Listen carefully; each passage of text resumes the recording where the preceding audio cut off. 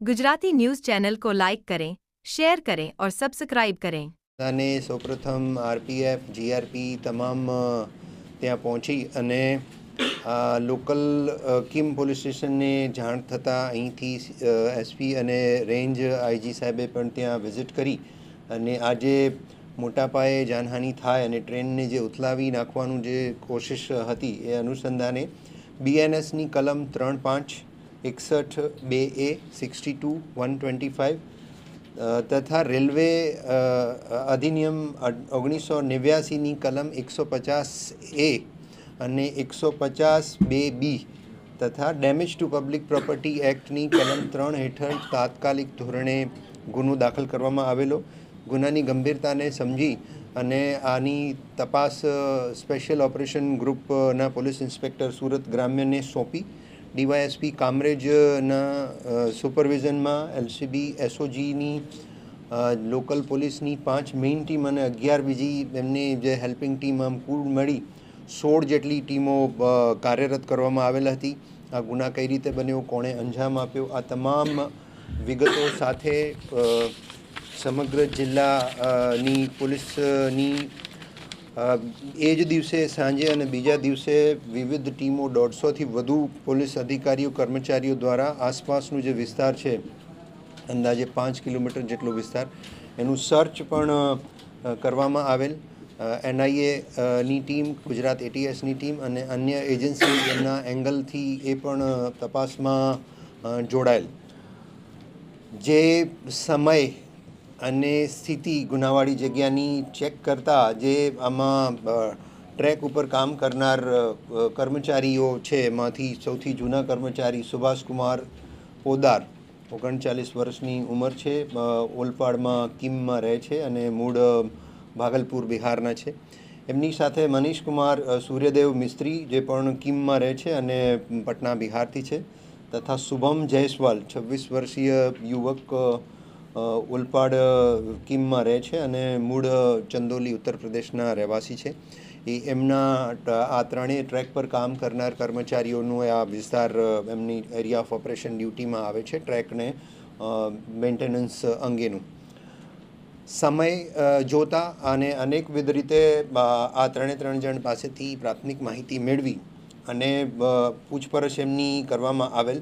જે સમયે જ્યાં જે વસ્તુ બનેલી અને જોયેલી એને અનુસંધાને પોલીસે એમની પાસેથી જ્યારે એમનું મોબાઈલ ચેક કરતા ખરેખર જે 28 સેકન્ડનો વિડીયો જે 5 વાગ્યા અને 20 મિનિટ પછીના બનાવનું જે બતાવવામાં આવેલ હતું એ વિડીયો રિસાયકલ બિનમાંથી પોલીસે રિકવર કરતાં એ વિડીયો 4 વાગે 57 મિનિટ અને 56 સેકન્ડે એ વિડીયો બનેલ હોવાનું ટાઈમ અને ડેટના સ્ટેમ્પ સાથે પ્રસ્થાપિત થયેલ, જેથી પોલીસને આ વિષયમાં થોડું વધારે શંકા થવા લાગી કે આ વિડીયો ઉતારી અને ડિલીટ કરી દેવામાં આવેલું હતું.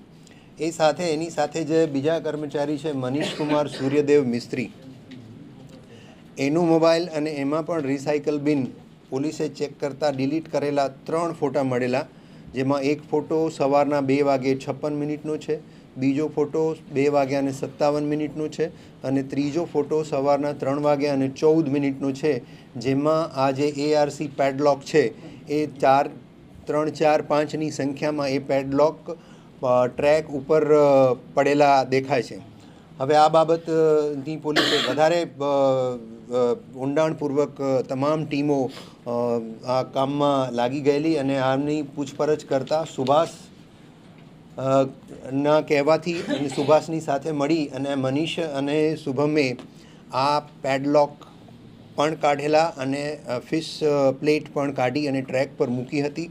ખરેખર જે પ્રમાણે એમની મૂવમેન્ટની તમામ ટેકનિકલ માહિતી રેલવે વિભાગ પાસેથી માંગી અને આવી ગઈ છે, એનું એનાલિસિસ ચાલે છે. એ ટ્રેકને પેટ્રોલિંગ દરમિયાન, ટ્રેકના મેન્ટેનન્સ દરમિયાન આવું કૃત્ય સુભાષના કહેવાથી થયેલું છે, એ પ્રસ્થાપિત થયેલું છે અને 3 આરોપીઓએ આની કબૂલાત પણ કરી છે. તથા પોલીસ ઈરાદો આમાં જાણવો ખૂબ જ અગત્યનો હતો. પોલીસે ગહન પૂછપરછ કરતાં પ્રસિદ્ધિ માટે ઇનામ મળે એના માટે આ કૃત્ય કરેલું છે અને જે મોન્સૂનની પેટ્રોલિંગ છે એ હવે મોન્સૂન પૂરું થતાં બંધ થાય છે. તો જો પેટ્રોલિંગ બંધ થાય તો જે નાઇટનો જે બીજા દિવસનો ઓફ મળે છે એ ઓફ પણ બંધ થાય. એ આ બે કારણ પ્રાથમિક દ્રષ્ટિએ પોલીસને આરોપીની કબૂલાતમાં જાણવા મળેલા છે.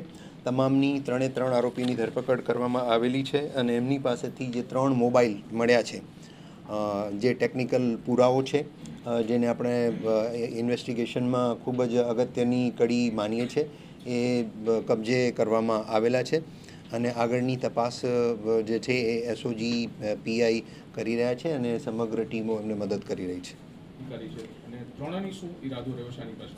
સુભાષ સૌથી જૂનો કર્મચારી છે, 9 વર્ષથી નોકરી છે. મનીષ છેલ્લા 1.5 વર્ષથી કામ કરે છે અને ત્રીજો શુભમ છે, એ તો કોન્ટ્રાક્ચ્યુઅલ લેબર છે, એ તો થોડાક દિવસથી જ આવ્યો છે. એટલે સુભાષના કહેવાથી મનીષ એની સાથે રહ્યો છે અને આ કૃત્યને અંજામ આપેલું છે. તો આમાં મુખ્ય આરોપી સુભાષ છે. સર, 3 આરોપીઓ કયા પદ ઉપર કામ કરે છે? 3 ટ્રેક મેન્ટેનન્સની જવાબદારી નિભાવે છે, ટ્રેકમેન તરીકેની. આ વિષય ઉપર સુરત ગ્રામ્ય પોલીસ તપાસ કરી રહી છે કે આ વિચાર ક્યારે આવ્યો. વિચાર સુભાષને આવ્યો છે, એ કન્ફેશનમાં જાણવા મળેલું છે, પણ ક્યારથી કઈ રીતે આ વિચાર આવ્યો એ બાબતે અમે તપાસ કરી રહ્યા છીએ.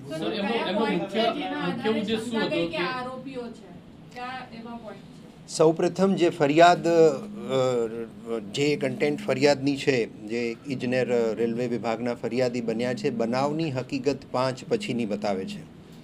પણ પોલીસે જ્યારે આ ફોટોગ્રાફ મળ્યા અને આ 3 જણાની પૂછપરછ, અને એમાં ખાસ કરીને સુભાષની જે પૂછપરછ કરવામાં આવેલી, તો આ બનાવમાં જે ટ્રેન પસાર થાય છે એમના ટાઈમિંગ પણ ખૂબ જ અગત્યના છે. 5:20 પછી આ એમણે જોયું કે આવી રીતે ફિશ પ્લેટ અને ARC પેડલોક ટ્રેક ઉપર પડ્યા છે. પછી એમણે ફોટો અને વિડીયો લીધા અને જે સંબંધિત એમના રિપોર્ટિંગ ઓથોરિટી હોય લોકોને અને જાનમાલને બચાવવા માટે એમણે ત્યાં રિપોર્ટિંગ કરી અને ગરીબ રથ ટ્રેનને રોકાવડાવ્યા. પણ એ ટાઈમિંગ જે છે એ એમના મોબાઈલમાં રિસાયકલ બિનમાંથી મળેલ વિડીયો અને ફોટોગ્રાફ સાથે કોઈ રીતે મેચ નથી કરતા. એક 4:57નું મળે છે, બીજું 2:56, 2:57, 3:14નું મળે છે. એટલે આ જે FIRની કન્ટેન્ટમાં જે હકીકત દર્શાવેલી છે એ આ મળેલા પુરાવાઓથી સંપૂર્ણ રીતે વિસંગત મળે છે.